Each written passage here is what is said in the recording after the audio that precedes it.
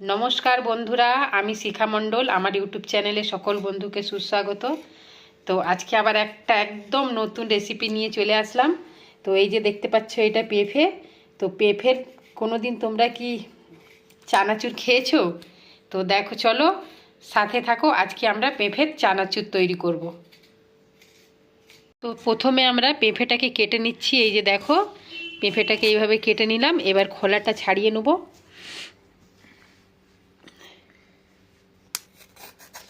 তো বঁটি দিয়েও ছাড়াতে পারো বা এরকম ছিলার দিয়েও তুমি ছাড়াতে পারো। এবার দেখো, পেঁপেটাকে আমরা এইভাবে পুরো ভালো করে পরিষ্কার করে নিচ্ছি ছাড়িয়ে।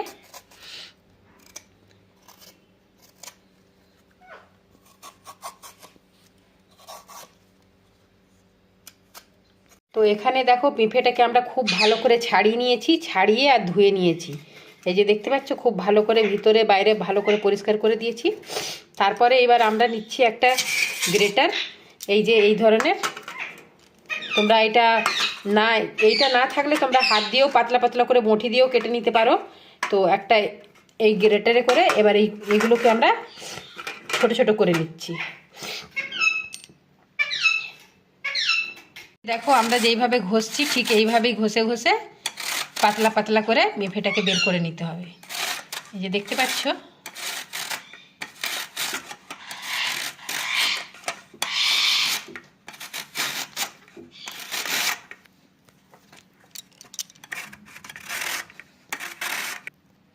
দেখো, এই যে দেখো, এইভাবে গ্রেটার দিয়ে করলে ঠিক এইভাবে পাতলা পাতলা হয়ে যাবে। এই যে দেখতে পাচ্ছ কেমন পাতলা পাতলা হয়ে গেছে। তো এইভাবেই আমরা পুরো পেঁপেটাকে কেটে নিচ্ছি। তো এখানে দেখো, সব পুরো পেঁপেটাকে আমরা এই পাতলা পাতলা করে লম্বা লম্বা করে কেটে নিয়েছি। তো চলো এবার এতে কিছুটা ময়দা দিয়ে দিচ্ছি। কিছুটা ময়দা দিয়ে দিলাম, আর এর সাথে চালের গুঁড়ি দিচ্ছি, চাল গুঁড়ো।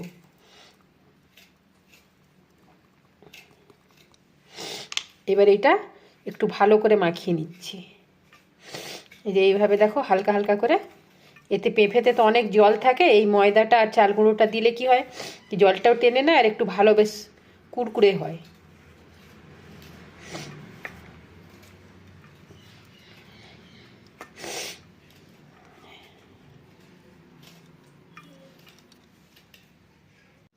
তো চালের গুঁড়ো আর ময়দা দিয়ে মাখাবার পর দেখো, খুব ভালো এরকম ঝরঝরে হয়ে গেছে।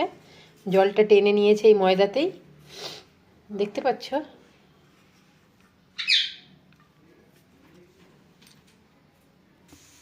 তো এখানে দেখো, আমরা কড়াতে তেল দিয়ে দিয়েছি। তেলটা বেশ আমাদের ভালোই গরম হয়ে গেছে। এবার এই অল্প অল্প করে এই পেঁপেগুলো এর মধ্যে দিয়ে আমরা ভালো করে ভেজে নেব।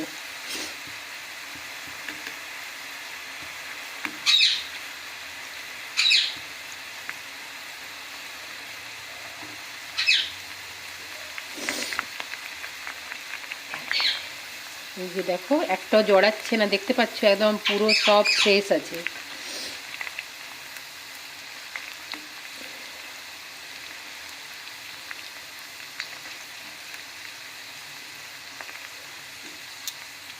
এই যে দেখো, একদম লাল লাল করে খুব সুন্দরভাবে ভাজা হয়ে গেছে, দেখতে পাচ্ছ। তো আমরা এইভাবেই সব পুরো পেঁপেটাকেই ভেজে নিচ্ছি। একইভাবে দেখো, আবার এইগুলো দিয়ে দিলাম, দেখতে পাচ্ছ। এইভাবেই পুরোটাকেই আমরা ভেজে নেব। দেখো, একটাও কিন্তু সাটছে না, পুরো সব আলাদা আলাদা হয়ে আছে।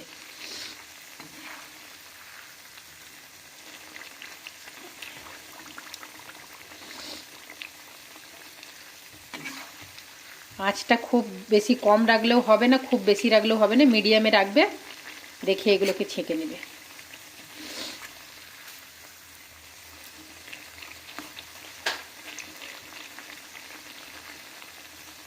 তো ঠিক এইভাবে লাল করে নিতে হবে। দেখতে পাচ্ছ কত কুরকুরে হয়েছে। যে দেখো, আওয়াজ থেকে বোঝা যাচ্ছে কি কত কুরকুরে হয়েছে। তোমরা এইভাবে বানিয়ে ডিপের মধ্যে রেখে দিতে পারো, 1 মাস একদম আরামসে রয়ে যাবে। তো যখন খাবার ইচ্ছা করবে তখন তোমরা খেতে পারো। তো এখনও বাকি অনেকটাই আছে এখনও ছাঁকতে। তো পেঁপেগুলো আমাদের খুব ভালো করে ভাজা হয়ে গেছে। মিক্সচার মানে আরও কিছু দিতে হবে। তো দেখো এখানে আমরা কিছুটা চিড়ে দিয়ে দিচ্ছি, চিড়েগুলোকেও আমরা খুব ভালোভাবে ভেজে নেব। এই যে দেখো চিড়েগুলোকে দিয়েই একবার গ্যাসটা বন্ধ করে দিয়েছি, না হলে তো তোলা যাবে না, জানছো চিড়ে খুব তাড়াতাড়ি ভাজা হয়ে যায়। তো এই যে দেখো চিড়েগুলো আমাদের একদম ভাজা হয়ে গেছে। এবার চিড়েগুলোকে আমরা তুলে নিচ্ছি। এই তেলেতেই দেখো বেশ কিছুটা আমরা বাদামকে ভেজে নিচ্ছি।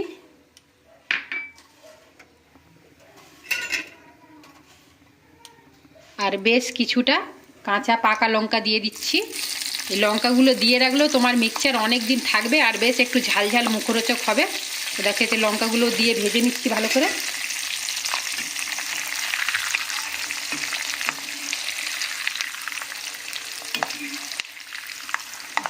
এই যে দেখো বাদামটা আমাদের ভাজা হয়ে গেছে।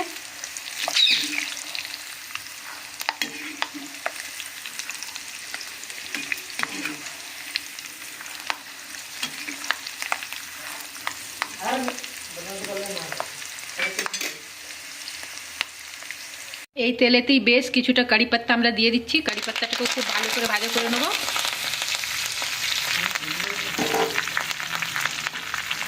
কারি পাত্তার গন্ধটাই তো মিক্সচারেতে সব থেকে ভালো লাগে। তোমরা নিজের হিসাবে দেবে, যে যতটা কারি পাত্তা খেতে ভালো বাসো সেই হিসাবে দেবে, কিন্তু কারি পাত্তাটা মিক্সচারে থাকলে খুবই দারুণ একটা টেস্ট আসে। বন্ধুরা তোমরা একবার নিশ্চয়ই এইভাবে পিঁপের মিক্সচার করে দেখবে, দারুণ টেস্টি হয়।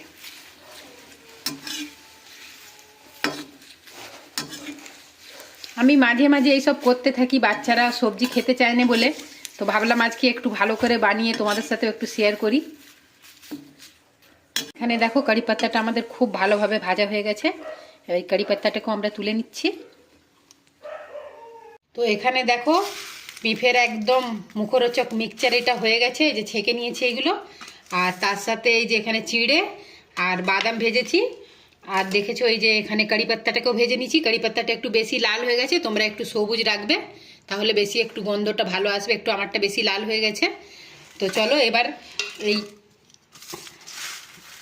পিঁপেতে আমরা হচ্ছে কি বাদাম আর চিড়েটাকে দিয়ে দিচ্ছি। তুমি মিক্সচারেতে যত কিছু বেশি ডালবে ততই খেতে বেশি টেস্ট হবে। তুমি এই মিক্সচারটা যদি একবার করো অনেক দিন পর্যন্ত রাখতে পারো। তো এর সাথে আমরা দিয়ে দিচ্ছি শুকনো লঙ্কা। লঙ্কা অনেকটা আমরা ভেজেছিলাম, আবার একটু শুকনো লঙ্কা দিয়ে দিলাম। তার সাথে দিয়ে দিলাম বেশ কিছুটা বিট নুন, আর এখানে দিয়ে দিলাম গোলমরিচ আর জিরে গুঁড়ো। এগুলো সব দিয়ে তারপরে এই যে দিয়ে দিচ্ছি কারি পাত্তাটা। কারি পাত্তাটা হাত দিয়ে বেশ একটুখানি এইভাবে করে, আর তারপরে কারি পাত্তাটা দিয়ে দিচ্ছি। তারপরে এই মিশ্রণটাকে খুব ভালো করে মিক্স করে নিচ্ছি। তো তোমরা যদি চাও এইভাবে একবার বানিয়ে খেয়ে দেখবে, দারুণ স্বাদ। কিন্তু তুমি এটাকে অনেক দিন পর্যন্ত রাখতে পারো, 1 মাসের বেশি কোনো ডিপের মধ্যে ভরে রেখে দাও, যখন মন তখন খাও, খুবই টেস্টি। কিন্তু আমরা করি যখন তখন, তো ভাবলাম আজকে চলো তোমাদের সাথে একটু শেয়ার করে নিই ভিডিওটা।